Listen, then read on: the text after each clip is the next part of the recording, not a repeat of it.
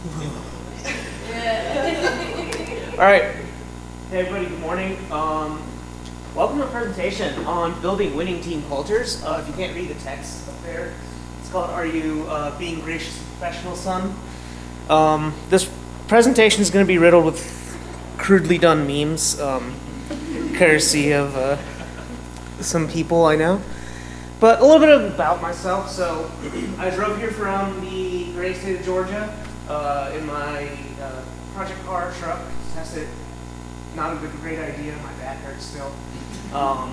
But I'm a mentor for, I can't count, 12, 13, 15 years, something like that. I have a degree in computer engineering from Georgia Tech. I'm currently pursuing my master's in intelligent robotic systems engineering at Kennesaw State. And so I'm a graduate student and I'm currently starting a business.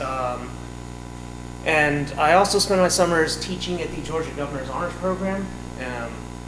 And yeah, so I was a student from 2008 to 2012 on Team 1002.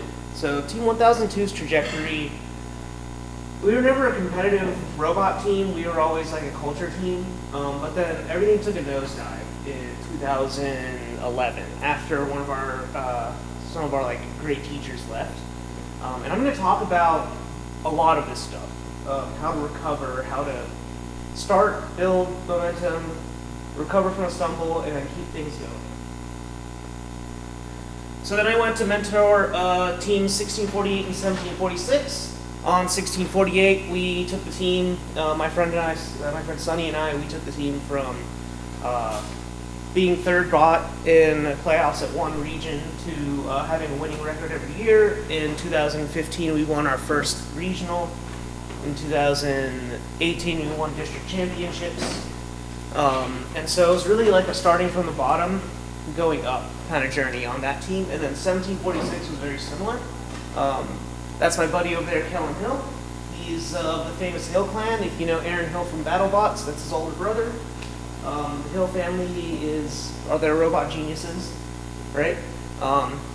But he was helping a team 1746. And I joined along and decided to become the teacher there, having quit industry.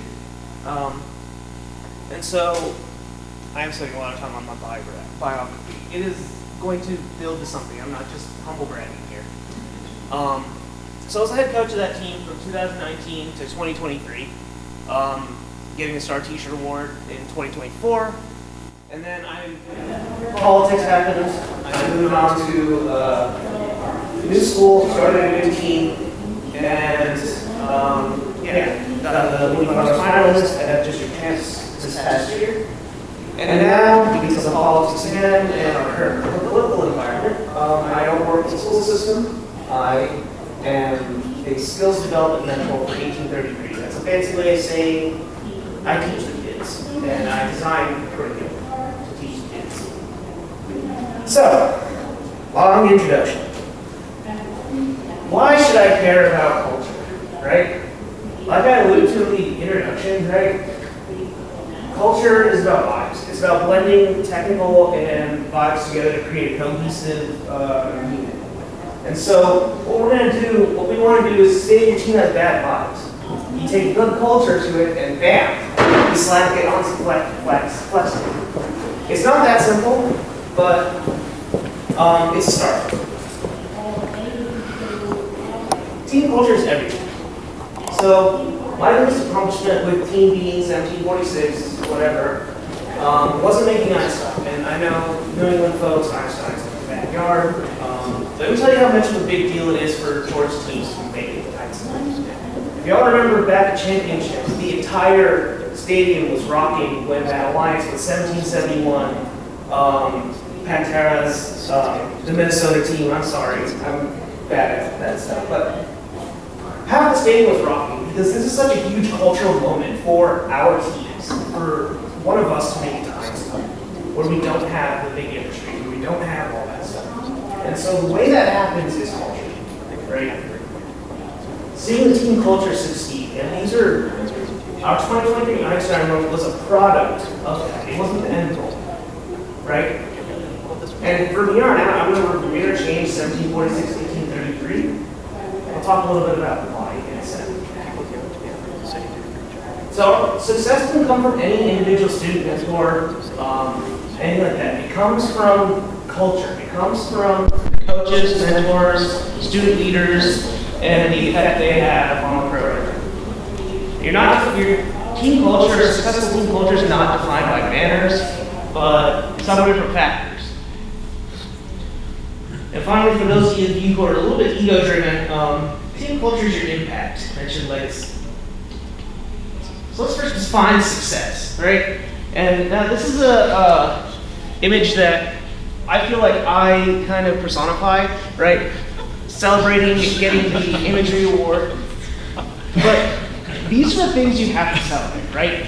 Take ownership of wanting to win the Spirit Award, of wanting to win the imagery award, right? Celebrate those little things. Celebrate winning one match, right? Celebrate moving for the first time. Anyway,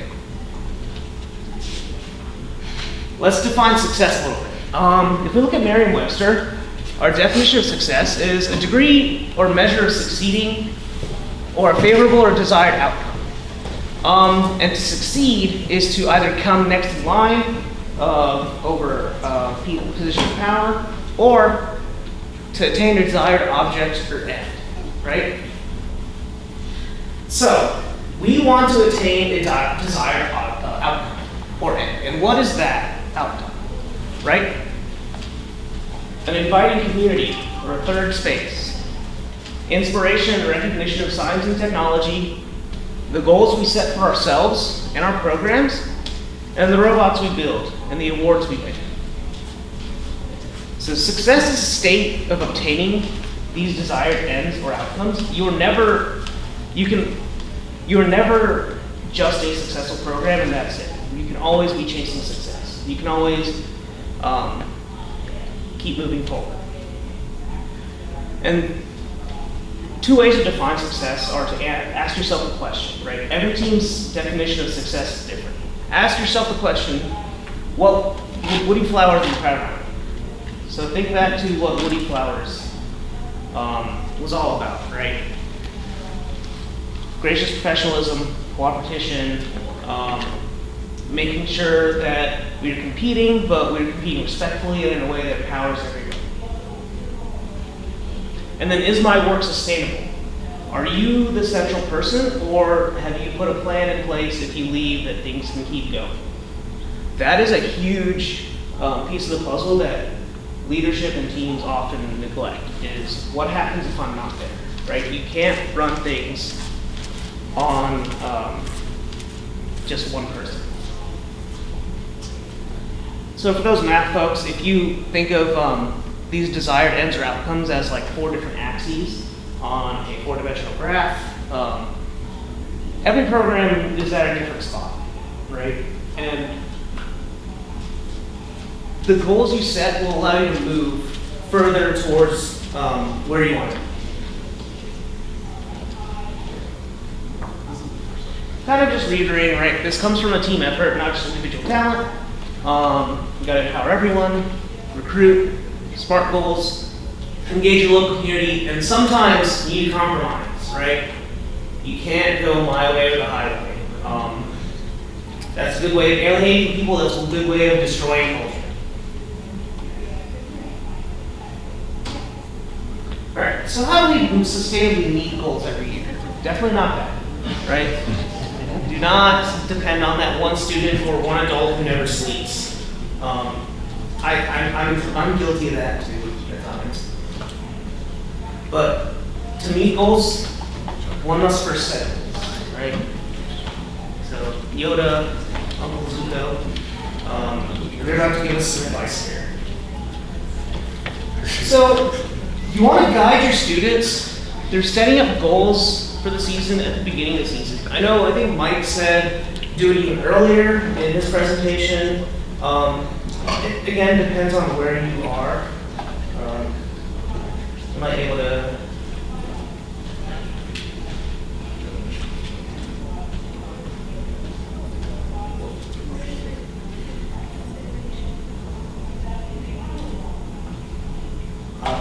One sec, sorry. I don't know what's going on here.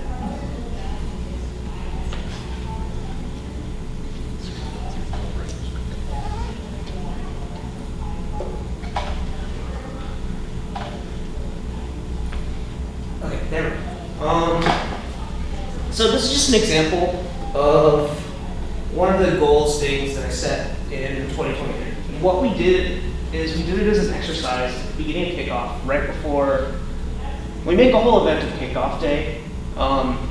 We come in the morning, we have some guest speakers, and then we start with our kickoff goals, right?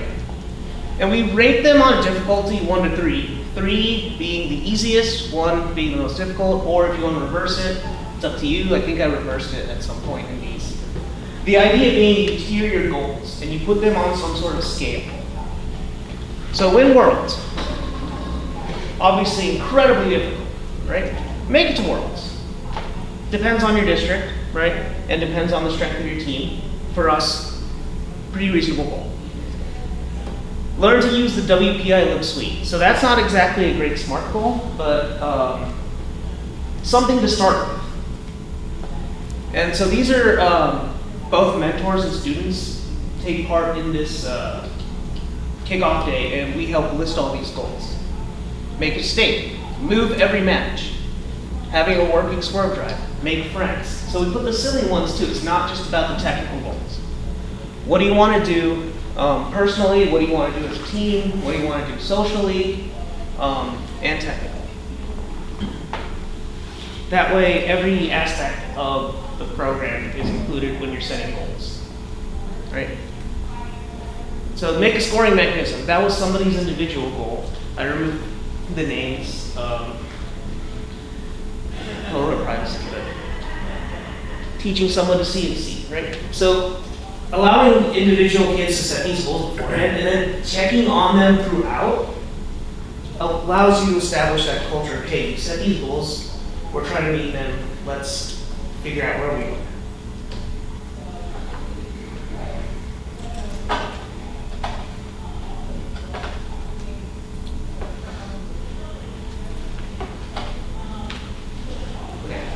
So, after you set your goals, you want to make sure you reflect on your goals. And this isn't just one giant reflection right after the season. You want to do this constantly. And it doesn't have to be a full-on session every single time. It can be like just a simple, hey, what went right this meeting? What went wrong? Or one of my favorite things to do is after a match, I work with the drive team and they go and watch the footage of the match, either from somebody's camera or from the live stream. And they talk with the drivers and the coach and the strategy people all talk with each other on how to improve the next match. So you take that principle and you apply it to not just the drive practice, but matches, events, seasons, things like that. And you want them to answer the same 3 questions. So let me show you what these 3 questions are. What went right? What did not go well? And I guess what was your favorite part? Or what went right? What went well? How could we have done better? Is another way to say it.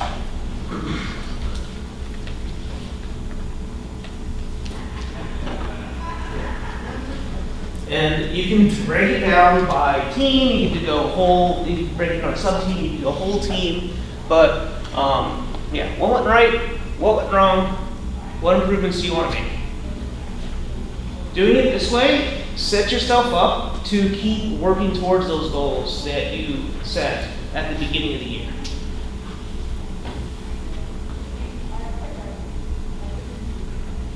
And it takes a whole practice session to do a reflection like this, but it's important to do a reflection with everybody present so that everybody is on the same page. If you don't have everybody on the same page, then you're not working towards the same goal. And that's where conflict and chaos and all that strife happens.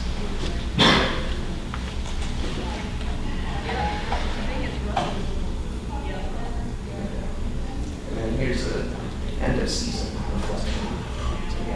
But yeah, we've broken our reflections down. Obviously, when we do match reflections, we don't really take notes. That's more of a informal, verbal thing with our drive coaches. But when it comes to events and seasons, we write those down because we need to document. It's you work with teenagers. It's in one year, out the other. Unless it's written down, unless you point to it on the wall 3 times a day. So making sure that those goals are written down and visible is highly important. Let's talk about momentum. There's this concept, our keynote talker yesterday referred to it, this concept of momentum. So we all know that momentum, or maybe we don't all know, but a lot of us know that momentum is mass times velocity, right? The more massive an object is, the faster it goes, the more momentum it has. When it collides with something, the more kinetic energy it transfers depending on the it's an elastic collision or inelastic technical details.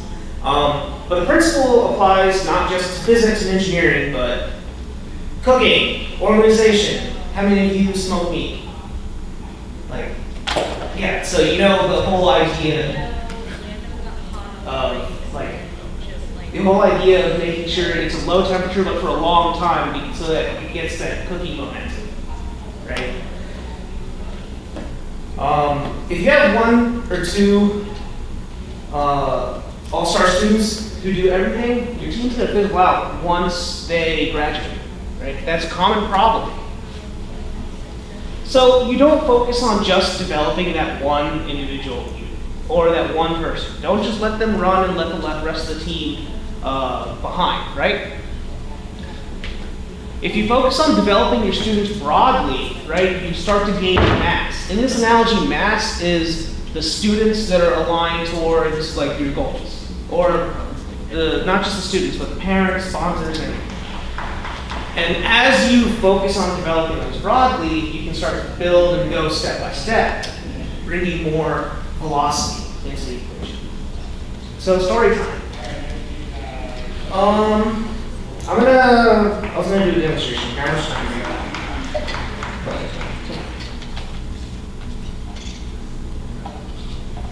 Yeah, 20 minutes. So I'm gonna go to a Google Lines real quick, because this is gonna be an easier way to talk about. It's not .org, is it? No. There.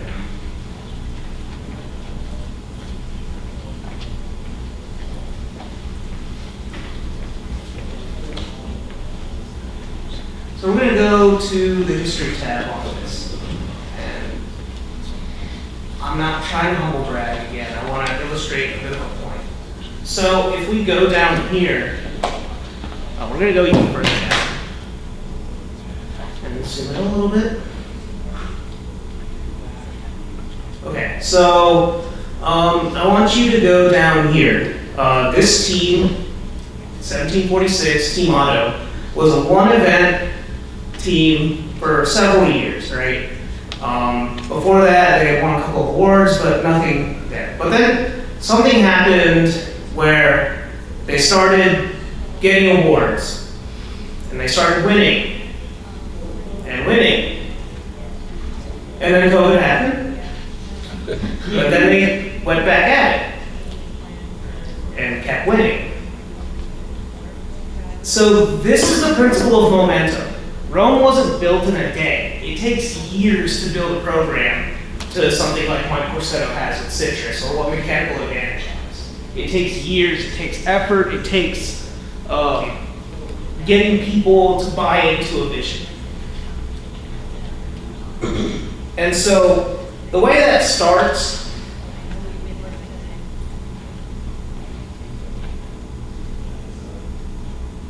okay.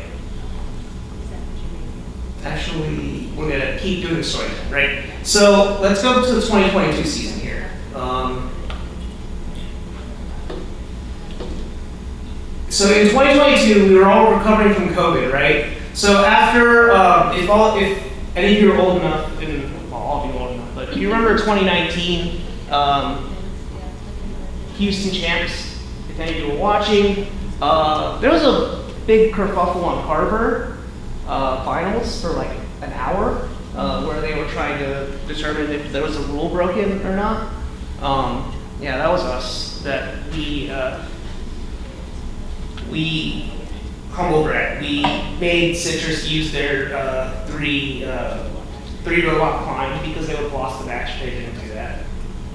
But point is, from that high of 2019 of going to division finals, again, that's a huge deal for us Georgia teams.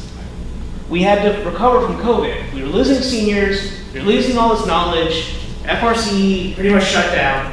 And in the state of Georgia, like, you had other options for sending your kids to do things in person very safely, totally, at the time. So we really didn't have anything going into 2022. So we had 3 returning students and 37 new students.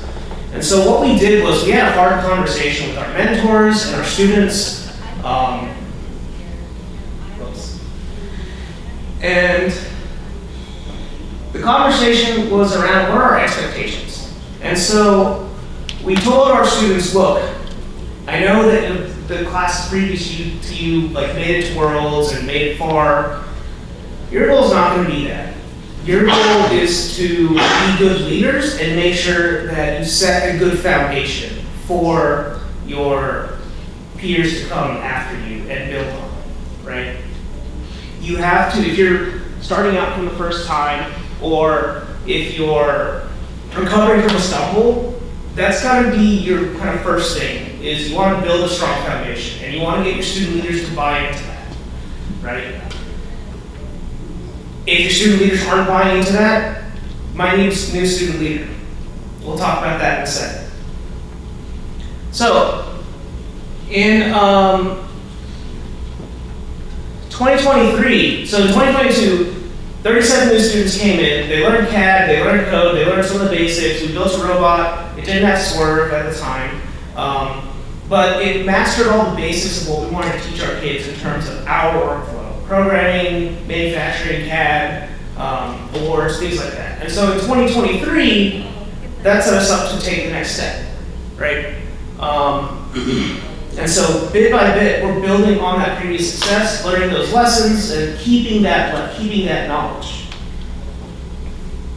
So let's say you're a rookie in a newcomer team. How do you start? How do you get a foundation? So when I started Team 9477, I kind of took these principles with me. My goal wasn't to win necessarily a rookie all-star or world championship. Those again are like evidence of outcomes. But the goals in year one, and this isn't necessarily for every team, but for my team in particular, was to establish a culture based on the core values of FIRST, develop working relationships with students, develop the skills for these students to enable them to work on the robot, promote enthusiasm and respect for STEM in the school, and foster an identity as a team, not just another club. A couple of these are more targeted to our school, or 9477 school, in that the school itself, it had a lot of students, but it had a huge immigrant population of people from Asia and other places. So the goal wasn't necessarily to be winning and be the best, right? It was to find a place for these kids to feel like they were part of the school and feel part of the community. And once they feel part of the community, that empowers them. Right? So we had 42 students, little to no robotics experience, right? In the fall, we did a kit of parts drive-based to learn some basics, and we went to a competition. The robot drove, it scored a cube in autonomous, it balanced at the end. That's all we could have asked for, and it was great. The kids learned a lot. In the spring, we still weren't at the level where we could do a custom robot.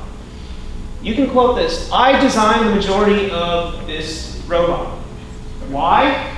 My kids don't have the CAD skills to design a robot that we can put on the field and be proud of, while also showing a good product to everybody involved, stakeholders, parents, everyone.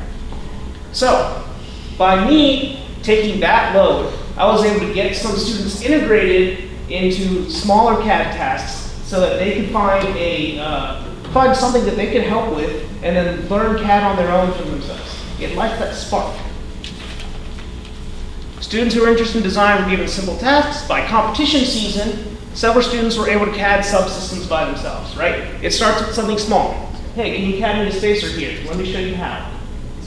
Hey, I'm gonna model these spacers as an assembly. It's tedious work, but we need to do this to know the clearances. Can you put this together as an assembly? So tiny, small tasks where students engage or has some sort of interest will keep them locked in.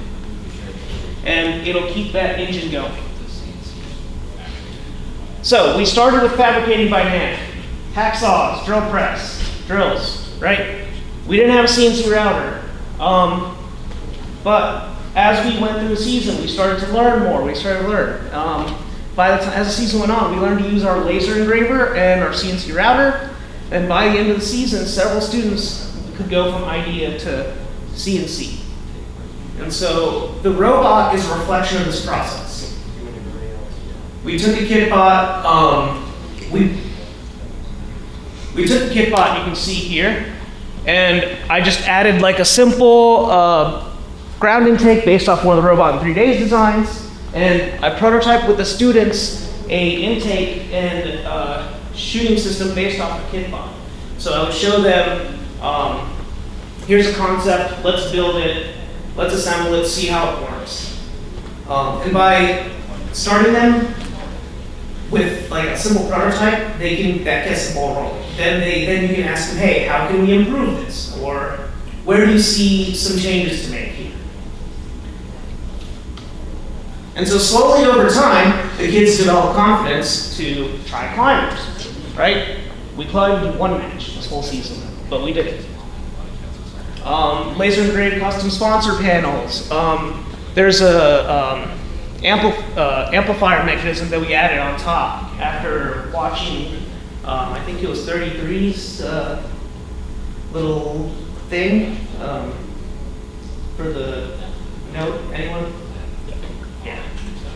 So kids took it on themselves to go and start CADing that and get that machined. And so the student CAD that entirely and machine that entirely by themselves off of the base that I provided the students.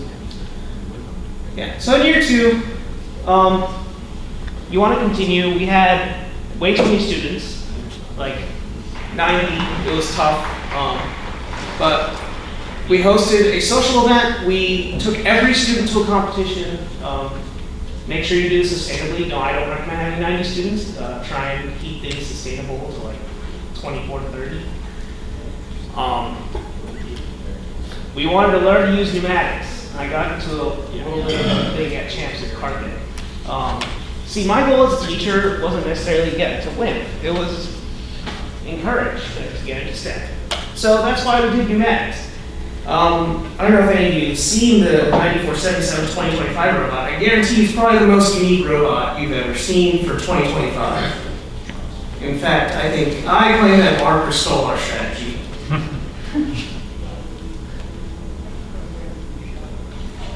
Sorry, y'all, I'm really bad at this.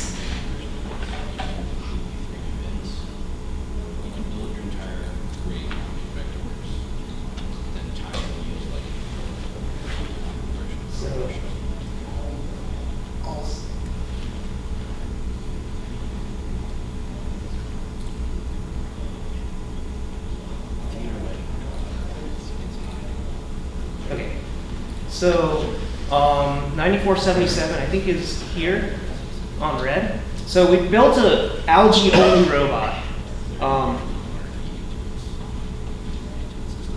And I can go a diatribe on this game, right?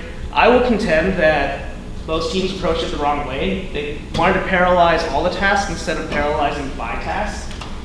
But that's a conversation for another day.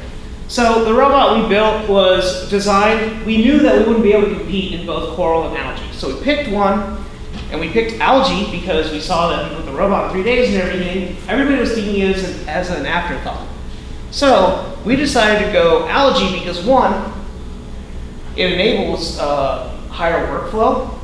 If you can do algae really well, robots can move around you without bumping into you for coral. That focuses robots on doing just coral, which speeds up the process for them to get that ranking point. But anyway, so this robot used pneumatics, it used swerve drive for the first time, it used all the custom manufacturing that we had learned last year. I CAD'd maybe 20% or 30% of the robot this time, and the students did 70%. And they manufactured 100%. So, yeah, if you're ever interested on some weird alternative game theory on Rescape, you can let me know. I have some theories. But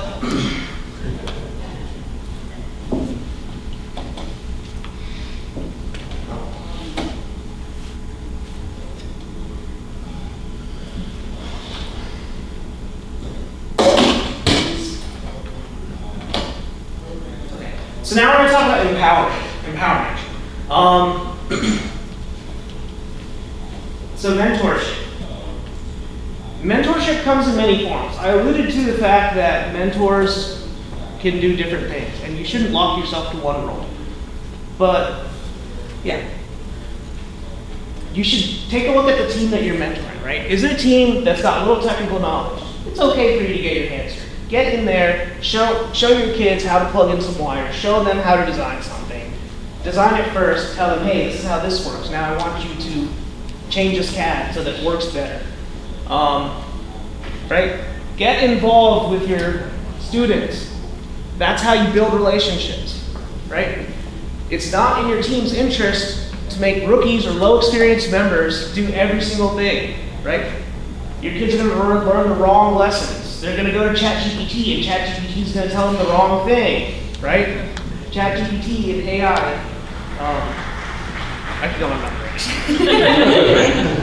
there's a comic about like how a tech enthusiast gets like all the smart gadgets and stuff, but then an actual engineer has a written manual and then keep a loaded gun in case anything makes weird noises. That's me. Yeah. I have a 90s truck for a reason.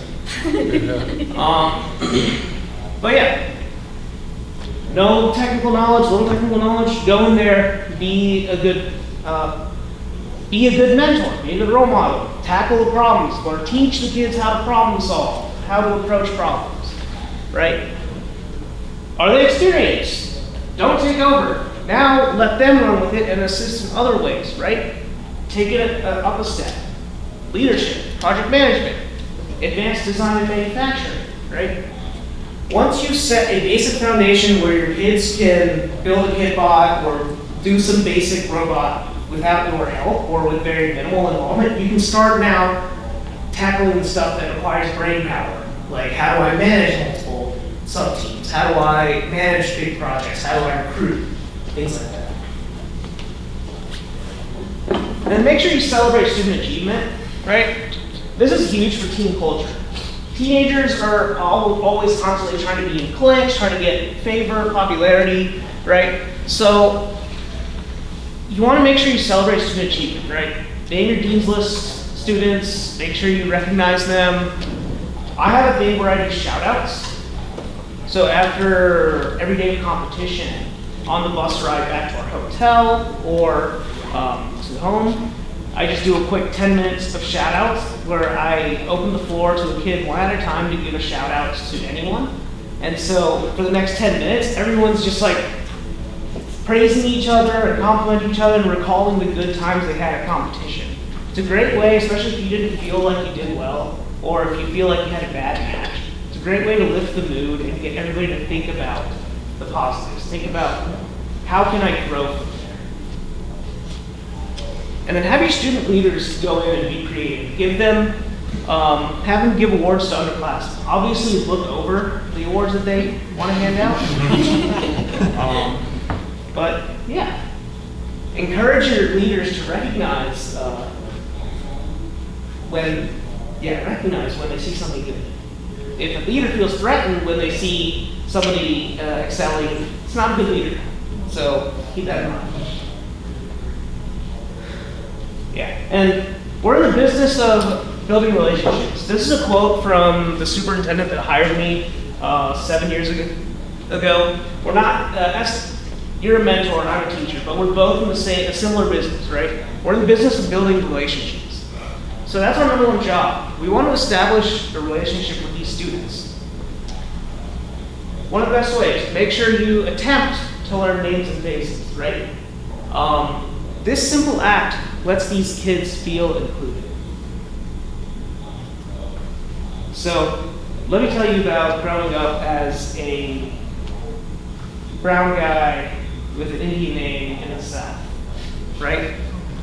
The people who attempted to pronounce my name and asked, is this how you will write it?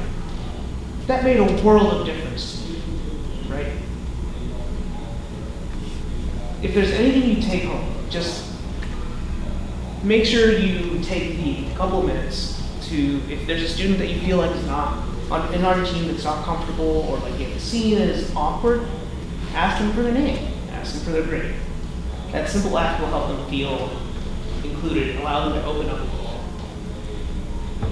And sure, we have team-wide social time, right? We're not just here for robots. We're building individuals. We're building mentalities and communities. So one thing on 9477 I started was a mandatory dinner break for 20 minutes at least. No robot talk allowed. If you talk robots, you're out. Right? Because you're surrounded by robots, you need to take a break, and the best way to enforce that you're taking a break is to make sure you're not talking about it, and that you're talking about other stuff. So like, I see the kids just talking about sports, or hopping on some games and playing a couple of rounds of Brawl Stars or whatever kids play these days. But that's another way to help build some camaraderie within the team. It allows the students to bond over something that's not just robotics. It's maybe there are two kids, one kid's on programming, one's on scouting, and they both like the same basketball team. Now they're more likely to collaborate on like a project that involves programming's knowledge and scouting's like needs, right? And then some other ideas are to have community service projects, schedule park cleanups, just go to the park and decide to pick up litter, or like reach out to a park organizing board. Ask your girls if they want to do a women's STEAM workshop. I'm not really an authority to talk too much on that, but just simply encouraging the girls to be like, hey, let's have a women-only workshop. It allows them to feel empowered in their studies.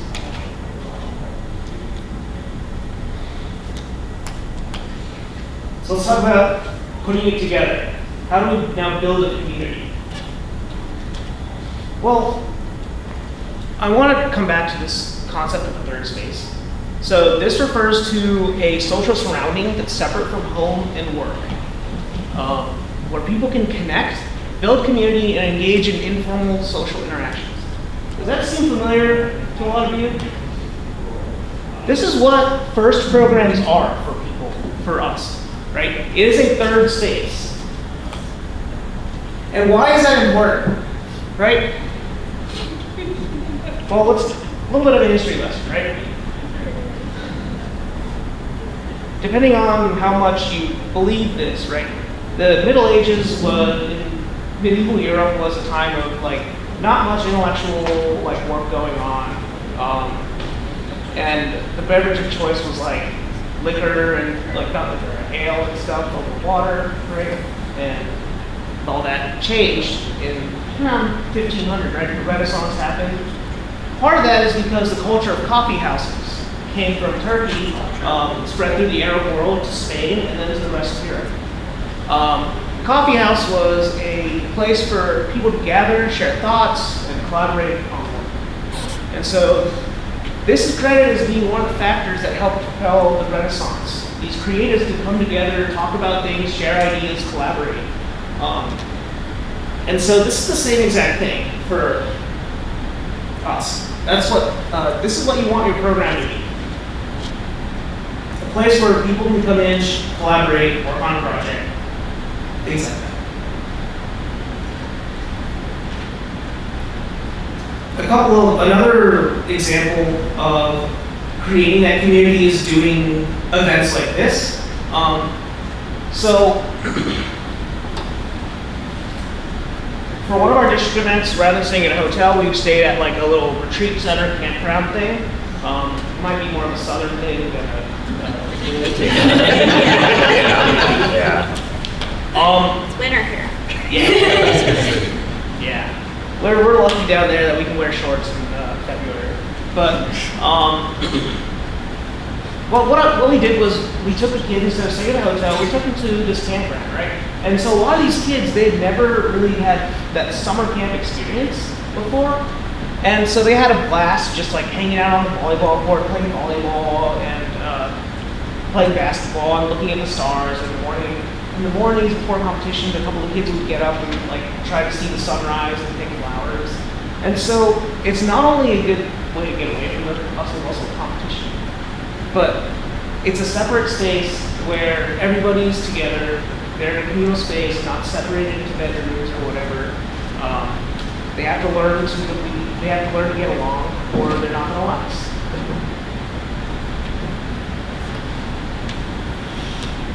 So you want to make sure you have a gathering space for your people. And like, I like to use athletics as a huge analogy. Athletes have their athletic facilities. If any of you are in the world of sports, college sports, and that's the huge side of it too, is college sports. But athletes have their athletic facilities, and it's the same idea. They get the student athletes there with their tutors to help them with their coaches, so that they can keep their mind like kind of focused on each other and helping each other out. So when it comes to game day, they have that camaraderie and such. So, if anything else, think of this as you're building your own athletic facility for your athletes or whatever. Okay. I've got only a couple more minutes, I think. Let's say you stumble. Let's say COVID happens again. Or in this case, okay, there's a reason I didn't want this session recorded. I alluded to a team split. In 1746, I was the head coach up until 2023, and then after Einstein happened, they hired a new teacher. The new teacher just completely destroyed the program and drove all the parents and students and even the teachers away to form 1833. And so, because the 1833 has the original mentors, student, families, culture, we kind of claim the history of 1746. But that's a huge stumble to recover from. So what do? You want to go back to what we call in planning the wheel. It's where's your team now? Evaluate where you are now. Where do you want to be? And then how do we get there? Right? That's a planning framework for letting you figure out how to take your team from somewhere and take it somewhere else. Know who's on your team, right? Again, do you have little technical experience or do you have a lot of technical experience? And then what do you have access to? Do you have machine shops you need to make an insane robot? Or do you need to build something that can be done with hacksaw implements? Okay. We talked about this a little bit already.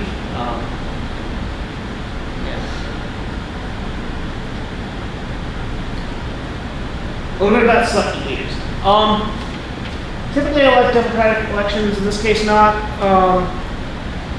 If you're the lead teacher, the lead mentor, the head coach, you are the board. You are the president of the board, and you are appointing a new CEO. That's how you should approach this, right? I had a manager once who had several patents, but working under him was terrible, right? He would just yell at you. He's not a leader, right? Good leaders can do all this stuff: communicate, manage deadlines, manage projects, motivate, and have self-awareness. And so those are the kind of aspects you should be looking for when you're looking to identify your student leaders. Have a clear-cut selection process, right? Make sure that you have an adult that says this is a leader, Do your high school and college football teams and professionals football teams let the players run the team? No. Involve your graduating seniors and mentors. They're the ones that are going to have the biggest handle and are able to approach things from a 50-foot ceiling looking down and able to tell more about whether a candidate has these capabilities or not.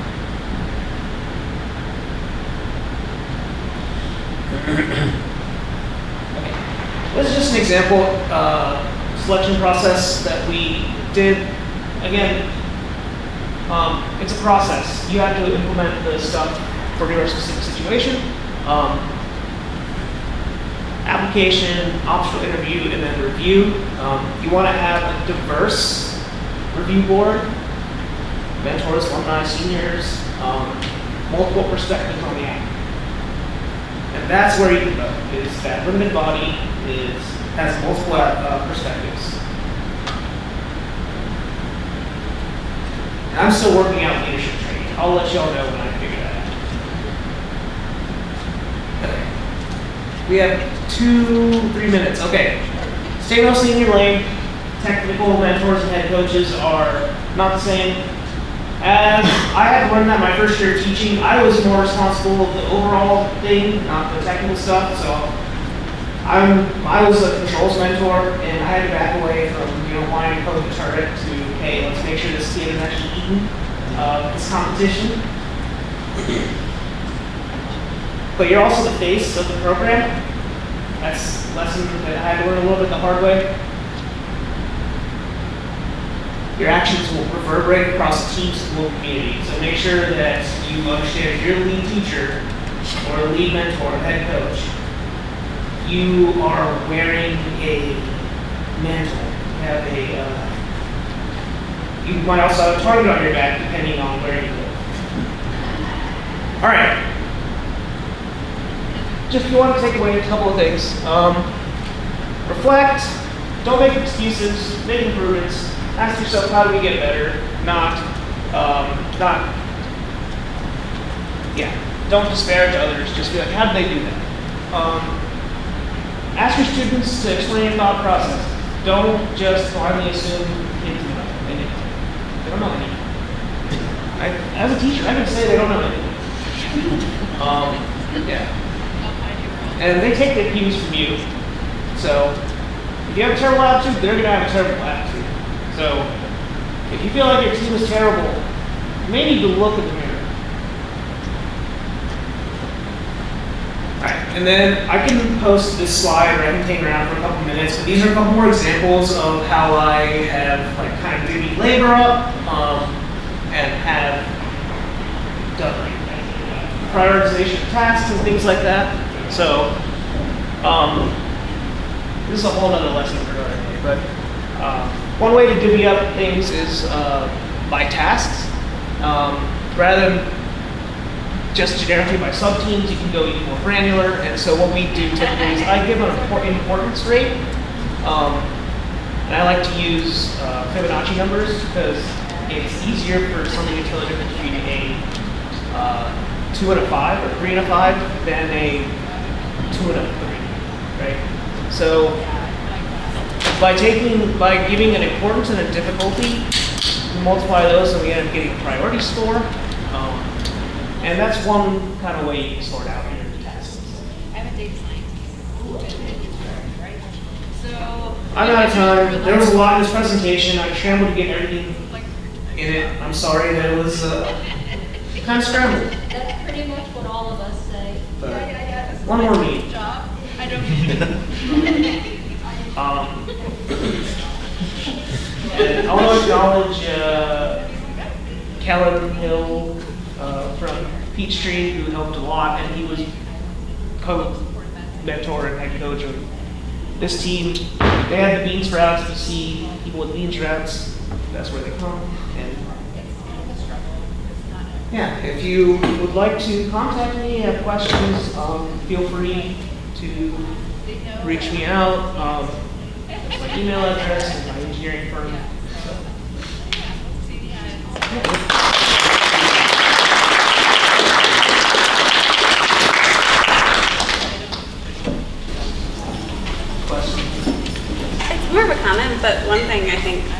missing that kind of ties into what you were saying is the relationships our kids make with other teams and their peers and the networking effect that they have is really important. I know for us, one of the things we learned is it's really important to have at least one extrovert on your drive team who can go out and charm other teams and meet the kids. Similarly, like with scouting and impact teams, it's good for them to connect with their peers and make those relationships. Because the community is bigger than just your team. Yeah. The first community is great. It's bigger than just a team. Yeah, definitely encourage them to reach out and make new friends. In fact, one of my assignments for my kids is always to find somebody to talk to and learn something. But yeah. I gotta give the floor, but I'll be around